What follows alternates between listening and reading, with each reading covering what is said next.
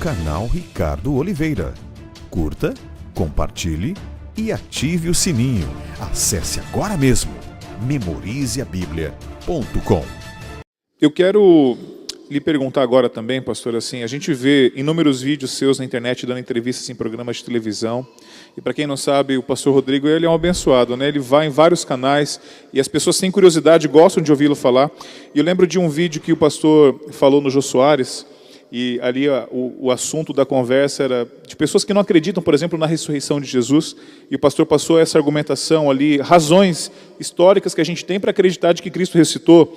E nós temos casos, por exemplo, aqui na escola, de alunos que estão aqui, é uma escola cristã, mas alguns têm dúvida, por exemplo, de que realmente a Bíblia é um livro autêntico, legítimo, de que realmente Cristo era Deus, ou do valor espiritual que a Bíblia possa ter, ou até mesmo da existência de Deus. Pode acontecer de ter entre nós aqui alguém que não acredite na existência de Deus. O que o pastor diria, pastor, em poucas palavras, que razões científicas, históricas, arqueológicas nós teríamos para falar da veracidade da Bíblia, da existência de Deus, ou de que Cristo era Deus, ou até mesmo da ressurreição de Jesus, como o pastor falou lá no Jô? Bom, a primeira coisa que eu tenho que falar, antes de dar qualquer razão, é que a mesma coisa que eu falei com relação à profissão, eu falo com relação a isso. Você tem que se autoconhecer. Por que você tem aquelas dúvidas?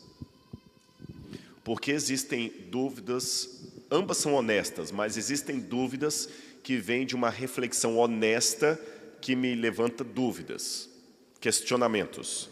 E existem dúvidas que, na verdade, são apenas problemas emocionais mal resolvidos. Se o seu questionamento de Deus é apenas um questionamento intelectual, é fácil dar as razões, mas se o seu questionamento de Deus for sentimental, emocional, não adianta, porque o seu problema é outro. Então você tem que saber o seguinte: eu estou tendo dúvidas sobre a existência de Deus, por quê? Não seria porque eu não aceito um Deus de amor que tirou meu pai num acidente de carro quando eu era pequeno e minha mãe agora me cria junto com o padrasto que me faz sofrer? Entende? Porque se for de natureza emocional, não adianta eu dar milhões de razões aqui que eu não vou te alcançar. Você precisa de terapia, não de respostas racionais. Então, considerando que você possa ter uma questão emocional para questionar a Deus, então tenha pelo menos a sinceridade de deixá-lo responder. Cristo também na cruz perguntou: Deus meu, por que me desamparaste? E ele deixou o pai responder, só que o pai não respondeu. E por que o pai não respondeu? Porque o pai não podia responder naquele momento. Mas Jesus se lembrou do que o pai fez no passado. Ele se lembrou de como Deus livrou Israel do Egito, como Deus livrou Jesus da mão de Herodes quando ele era criança, como o pai mandou os anjos para cuidar dele depois da tentação no deserto. Ele lembrou: puxa vida, agora o pai está em silêncio, parece que ele está me machucando, que ele me abandonou. Mas o histórico que eu tenho com o pai mostra que ele não me abandonou.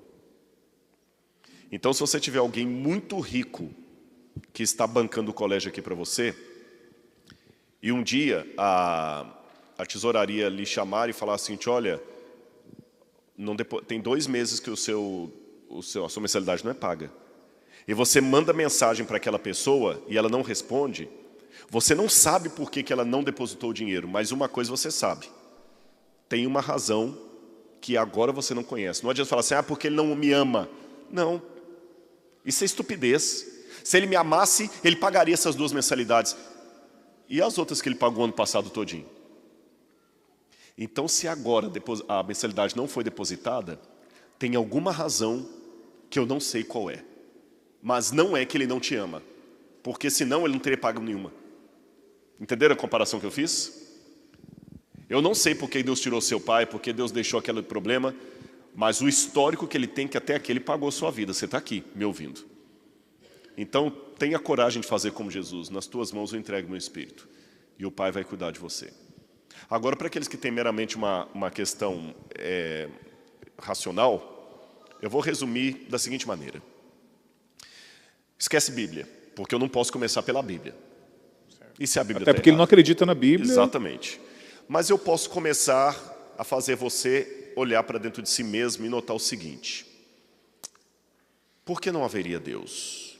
A primeira pergunta que eu faço é o seguinte: se não há Deus, por que há algo ao invés de nada? Os físicos dizem que o universo começou pelo Big Bang. Não é uma teoria que todo mundo assina embaixo, mas uma grande parte dos físicos falam que veio pelo Big Bang. E antes do Big Bang não havia nada. Nem o tempo, nem o espaço, nem a gravidade, nada. Se não havia nada, porque hoje há algo? Porque do nada, nada surge. É mais lógico pensar que ao invés de nada, haveria um princípio acima do tempo, porque criou o tempo, acima do espaço, porque criou o espaço, acima do universo, porque criou o universo. Um princípio que tem que ser eterno, porque senão eu tenho que achar um princípio para ele também. E em termos filosóficos eu estou falando daquilo que a teologia chama de Deus. Ou eu aceito que existe esse princípio eterno que deu origem ao universo, ou então sou obrigado a aceitar duas hipóteses que são ridículas. Letra A, que o universo é eterno, e já provou-se pela física que ele não é eterno, ele teve um começo. Ou letra B, que o universo começou do nada. E a prova maior que coisas não surgem do nada é que ninguém tem medo de aparecer um tigre agora e nos devorar aqui. Porque você sabe que coisas procedem de outras coisas. Segunda questão. Mas se Deus existe, por que há tanta maldade no mundo? Por que há tanta coisa ruim? Sabe que o próprio fato de você ter sensação ruim já é uma prova que Deus existe? Eu vou explicar por quê. Se você está com a sensação que algo está ruim, que algo é mal, é porque você acredita que existe o bem. Concorda comigo? Sim ou não? Sim. Porque se não existe o bem, como é que você sabe que isso é mal? Para você falar isso aqui é mal, é porque tem um bem. Então existe bem e existe mal. Para você definir o que é o bem e o que é o mal, você tem que ter um parâmetro. Mas para ter parâmetro, eu tenho que ter código, eu tenho que ter lei. E para ter lei, eu tenho que ter um legislador. Agora, se não há legislador, não há lei. Se não há lei, não há parâmetro. Se não há parâmetro, não há como reconhecer o bem e o mal. Se não há como reconhecer o bem e o mal, então nem existe bem e mal. Se não existe bem e mal, como é que você está falando que isso aí é mal? Então, o próprio fato de um ateu saber que algo é mal, é porque existe o bem. E é esse bem que nós chamamos de Deus. E mesmo que você tenha nascido no Cazaquistão, no Japão, na China, na Índia, na Idade Média, na pré-história ou hoje, uma coisa é certa. Isso aqui qualquer ateu vai concordar comigo. Leucemia e criança não combinam numa mesma frase, ainda que a gramática o permita. De onde vem essa sensação que criança e leucemia na mesma frase não está legal? Então nós temos uma ideia de que alguma coisa desse mundo não está legal. Se você olhar os pombos-correio, você pode criar o pombo-correio da melhor maneira que você puder aqui, mas a primeira oportunidade ele vai voar e voltar para a casa dele. Ele sabe que a casa não é aqui, porque o pombo-correio nasce com um GPS, com um Waze na mente dele, que indica que aqui não é a casa dele, a árvore migratória, o pinguim, as tartaruguinhas do Projeto Tamar. Aqui tem Projeto Tamar em Santa Catarina. As tartaruguinhas, elas saem do ovo, já vão todas pequenininhas para a água, parece que elas já sabem O caminho, né? o caminho. Quem ensinou? Quem ensinou para a tartaruga o caminho do mar? Quem ensinou para os pinguins o caminho do Polo Norte quando ele migra de volta? Mas os biólogos não poderiam sugerir que era a questão instintiva que eles têm? Sim, mas o instintivo tem que ter alguém que programou ali. Por que está a questão? O instintivo indica um DNA. Até Einstein, na época de... esquece Einstein, vamos pegar Newton. Até a época de Newton, eu diria que o universo é apenas lei. Com Einstein, nós sabemos que o universo tem lei e tem energia. Mas com Watson e o DNA, eu descobri que o universo tem lei, tem energia e tem código, mensagem. E a lei básica da comunicação é que para haver código tem que ter quem recebe o código e quem cria o código. Seria a mesma coisa de eu falar que o iPhone tem um programa da Apple, mas não existe nenhum técnico que tenha bolado isso aqui. Não faz sentido. O iPhone ele pode até funcionar sozinho para algumas coisas. Alguém programou. Alguém programou. Não faz sentido. Então, realmente, pode estar no instinto dos animais, mas alguém tem que ter colocado a mensagem lá. Se você chegar lá na loja, pegar o seu iPhone, e ele não tiver um programa aqui dentro, ele vai ser um aparelho morto. Agora, para ter um programa aqui, um aplicativo, tem que ter alguém que montou aquele aplicativo. Então, as aves que têm instinto, tem que ter alguém que colocou o aplicativo ali dentro. Senão não faz sentido. Agora eu vou mais além. Assim como as aves, nós também temos o nosso instinto. Assim como as tartarugas. Por quê? A tartaruga já nasce sabendo que o lugar dela não é ali na areia, que é na água. E nós nascemos sabendo que sofrer é ruim. Nós nascemos sabendo que morte é ruim. Ninguém ensinou para você que morte é ruim. Não foi o padre, o pastor, nem seu pai, nem sua mãe. Você já nasce instintivamente querendo fugir da morte. Nós nascemos sabendo que esse mundo não pode ser desse jeito. Como as aves, nós temos um instinto que parece nos mostrar que existe uma realidade além dessa. Nem estou indo na Bíblia. É só olhar um instinto humano. Agora, o curioso é que se eu tenho o instinto, tem que ter algo para corresponder a esse instinto. Senão fica sem sentido, pastor. É como falar assim, a tartaruga sai procurando um mar que não existe. Vocês entenderam o ponto? A lei do instinto obriga que o objeto do instinto tem que existir. A lei do instinto obriga que o objeto do instinto tem que existir. A tartaruga sai procurando o mar, é porque o mar existe. Se o meu instinto está procurando um paraíso, uma vida eterna, ele tem que existir. Senão seria a mesma coisa de dizer que o meu organismo precisa de oxigênio, mas o oxigênio não existe. Eu preciso da ternura, mas a ternura não existe. Eu preciso do aconchego, mas o aconchego não existe. Tudo que o seu organismo pede e que existe fora dele está aí na natureza. E o seu organismo pede Deus. E o ateu insiste que Deus não existe. Dostoiévski, uma vez escreveu, um excelente escritor russo, escreveu Irmãos Karamazov, Crime e Castigo, vários livros, é um clássico da literatura russa. Dostoiévski falava que algumas pessoas têm medo de encontrar a Deus porque a fé é justamente isso. É lançar-se como um pássaro com as asas abertas no abismo e ver que embaixo de você não tem nada. Mas para isso você tem que enfrentar um mundo de não respostas. Porque imagine você como um pássaro voando. Não tem nenhum cabo de aço segurando você. Não tem teto. Você olha para baixo, só o abismo. Aí você tem medo. Aí sabe o que alguns pássaros preferem? A gaiola. Porque a gaiola é onde moram todas as certezas. Na gaiola você não precisa sair caçando o seu alimento. O dono vem e coloca o alpiste para você. Na gaiola você não precisa instintivamente procurar água. O dono vem e coloca água. Na gaiola você nem precisa de instinto. O alpiste está ali, a água está ali. E o mais longínquo do chão que você está é uma distância assim, entre o puleiro e o fundo da gaiola. E você olha lá para fora, o céu, e alguma coisa dentro da sua cabeça de pássaro diz assim, puxa, eu queria tanto voar, eu queria estar lá em cima, mas eu prefiro a gaiola, porque aqui é onde moram as certezas. Aqui eu sei que a comida é certa, o chão é firme, é tudo sólido, eu não tenho que enfrentar o abismo. E você fica como um pássaro triste, cantando dentro de uma gaiola.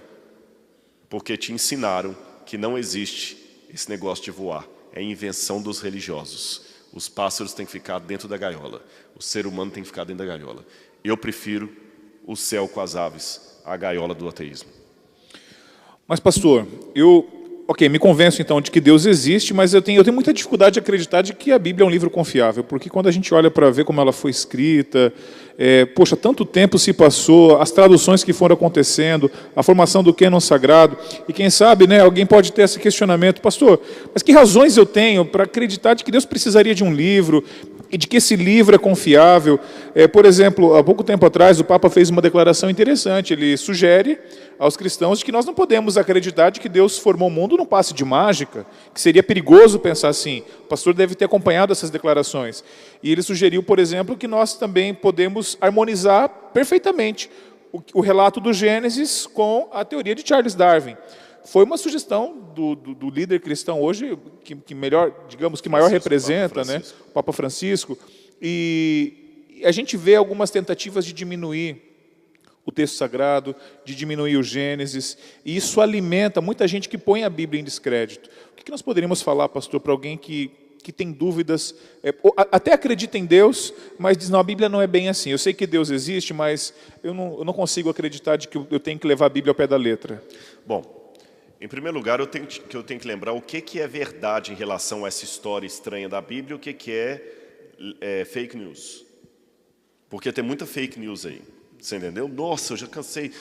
Porque tem manuscritos da Bíblia que o Vaticano esconde. E sempre tem negócio de fake news. Quando eu fazia teologia no IAN, nem todos os manuscritos do Mar Morto estavam disponíveis. E eu lembro que muita gente da teoria da conspiração dizia, não, é que os manuscritos do Mar Morto foram escondidos pela Igreja Católica, porque tem verdades ali que vão acabar com o cristianismo e tudo mais, e tudo era tudo fake news. Tudo mentira. O curador dos manuscritos do Mar Morto é amigo pessoal meu, a doutora Adolfo Reutemann. Ele tem a chave onde guarda os manuscritos. Ele já veio ao NASP falar e vai voltar esse ano de novo. Todos os manuscritos do Mar Morto hoje estão disponibilizados na internet em alta resolução. A demora para publicar é porque tem uma questão de copyright, os manuscritos foram juntados e tudo e tal. Então tem muito fake news aí, vocês estão entendendo? Cuidado com os fake news. Muito fake news. Não, porque a Bíblia foi mudada. Isso é mentira, gente. Eu sou um acadêmico, eu tenho uma responsabilidade acadêmica antes de mais nada. Agora, segunda questão, e tem coisas que são ditas assim, revista super interessante e tudo e tal, mas não é material indexado. Segunda coisa que você tem que levar em consideração. A ciência diz que ciência não diz nada. Quem diz são homens e mulheres usando o método científico. Se eu falar assim, a teologia afirma que... A teologia não afirma nada, que afirma são teólogos. Um órgão para oficializar uma mensagem, ele tem que ter um quartel-general e alguém que possa falar em nome dele. Você entende? Por exemplo, eu posso falar assim, o governo brasileiro diz que pena de morte é cláusula pétrea da Constituição e não será discutido no Brasil. Essa frase está correta, mesmo que você tenha uma opinião diferente sobre pena de morte. Por quê? Porque o governo brasileiro é uma instituição juridicamente constituída que pode emitir documentos em nome do Brasil.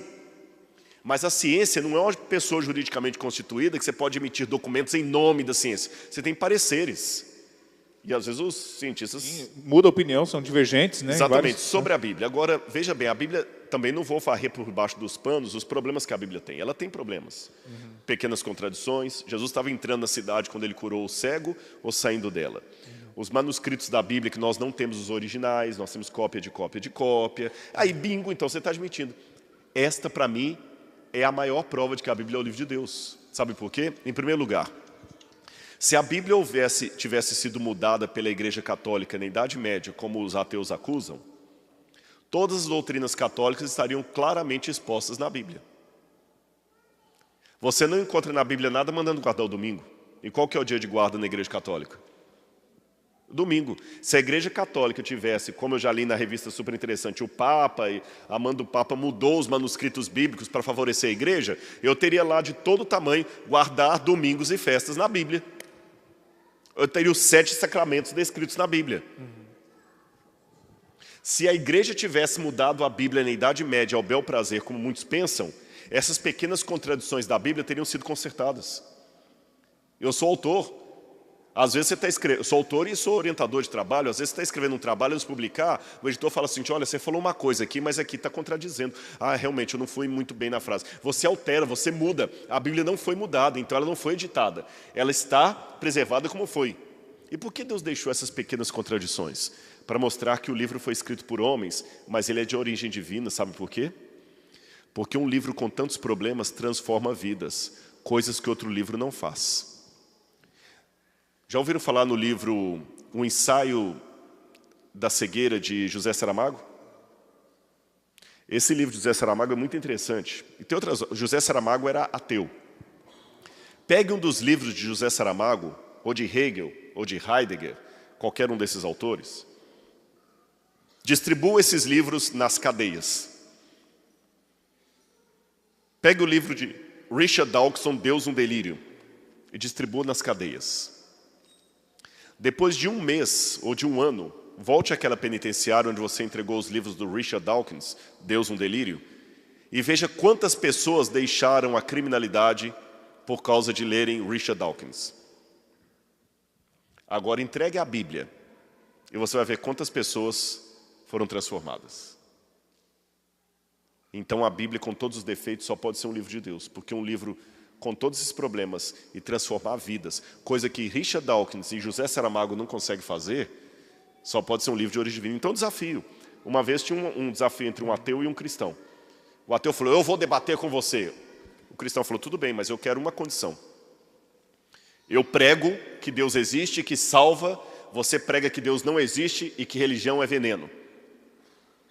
Eu vou levar na igreja, no auditório, 50 pessoas que eram drogados, viciados, depressivos, pessoas que foram transformadas para melhor pela pregação que eu faço. E você vai levar 50 ex-traficantes, 50 ex que também se transformaram pelo ateísmo que você prega. Não teve o debate. Uau. Então esse é o desafio. Tem muita gente dizendo lorota aí. O dia que Richard Dawkins encheu um auditório de ex-traficantes, ex-prostitutas, ex-estupradores, que se converteram, ex-assassinos, pela mensagem que ele prega, aí eu aceito debater. Enquanto isso eu digo, desculpa, eu prefiro ficar com Deus um delírio, porque esse Deus que ele chama de delírio transforma vidas. E uma vez tinha um ex-canibal chamado Catarragoso. Ele se tornou adventista e pastor adventista. E uma vez ele estava num lugar onde tinha um antropólogo criticando os missionários porque fazem um trabalho junto aos índios e mudam a cultura do índio, fazem o índio vestir roupa que ele não estava acostumado, a ler um tal de Bíblia, abandonar os deuses dele como sendo paganismo. E Catarragoso veio até ele e falou o seguinte, muito boa a sua palestra. Obrigado, obrigado. Ele não sabia quem era o Catarragoso. E o Catarragoso falou o seguinte, eu só falo assim que ainda bem que os missionários que foram à minha ilha, em Papua Nova Guiné, não escutaram a mensagem do Senhor.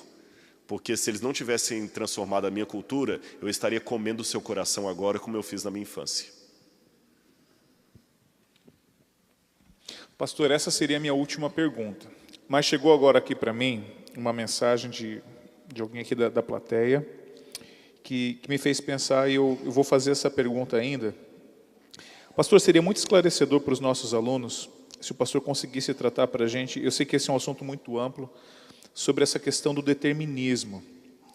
Quais são, pastor Rodrigo, os argumentos que nós temos de que a realidade é real e de que nós não somos simplesmente robôs programados pelo evento absoluto da vida, de que o que nós vivemos não é uma realidade virtual, uma Matrix. Uhum.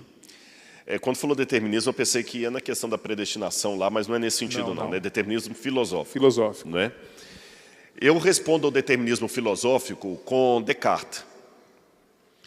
Descartes viveu na época em que a filosofia estava dividida entre o idealismo e o materialismo.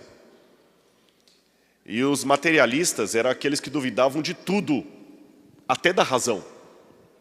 Até da razão. E a proposta do determinismo é isso. Como é que eu posso ter certeza que você está aqui, na minha frente, que vocês existem, que isso não é uma ilusão? Porque você sabe, quando você está sob efeito de drogas, quando você está sob efeito de hipnose, quando você está dormindo, o seu cérebro começa a sinapse, a produzir uma imagem que não existe. Você sonha, por exemplo, que está sendo perseguido por um cachorro que não existe. Você sonha com a imagem de alguém que já morreu que não está ali. Aliás, quem nunca fez xixi na cama não sabe o que é ter um sonho realizado. Vocês riram porque já aconteceu.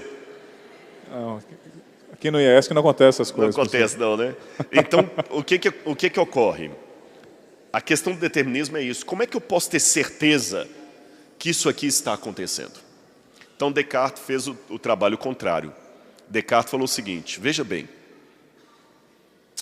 ainda que isso aqui em volta seja uma ilusão, para a minha mente produzir essa ilusão, a minha mente tem que estar em algum lugar.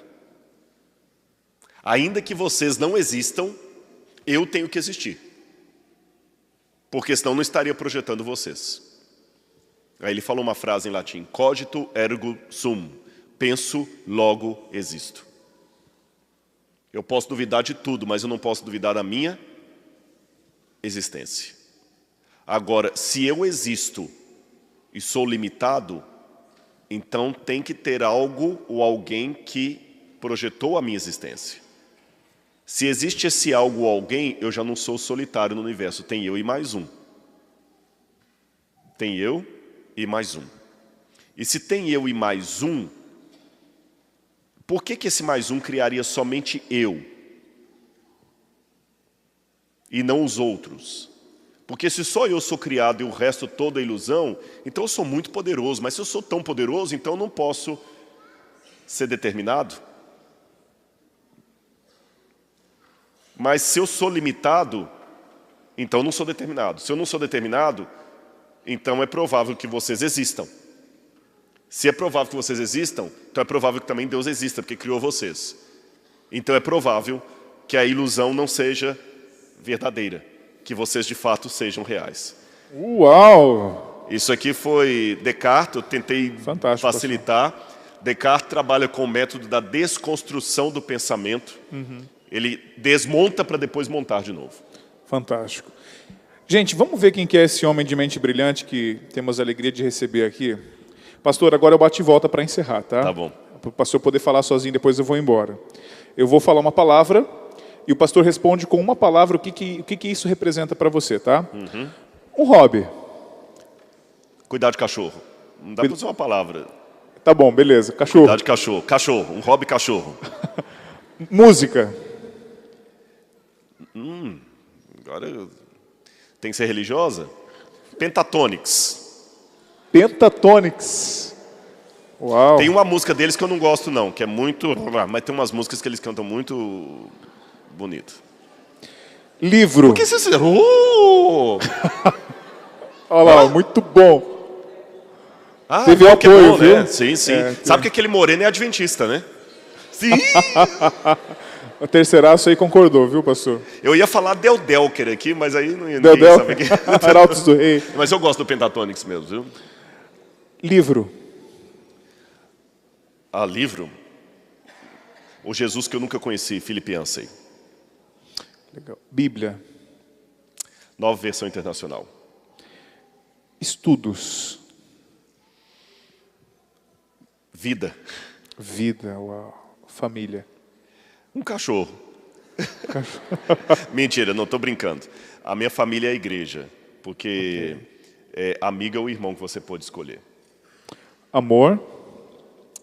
Bom, eu amo a igreja e as coisas que ela me traz. Fé.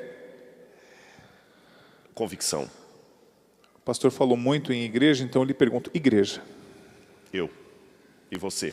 Não Nós. Eu sozinho, eu avulso. Nós. Deus. Íntimo. Amém, pastor. Amém. Uma salva de palmas, amigos. Glória Deus a seja Deus. louvado. Obrigado. Pastor, Obrigado. muito obrigado. Adquira também o curso de homilética do professor Leandro Quadros. Ricardo Oliveira, proclamando as boas novas do reino. Lembre-se, a verdade sempre vence.